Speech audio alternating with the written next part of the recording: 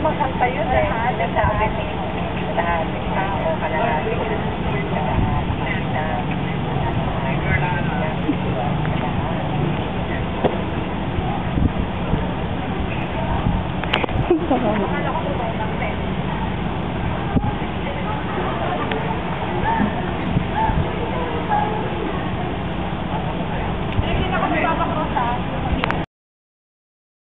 Oo, inisip ko, mag-shopping na lang tayo.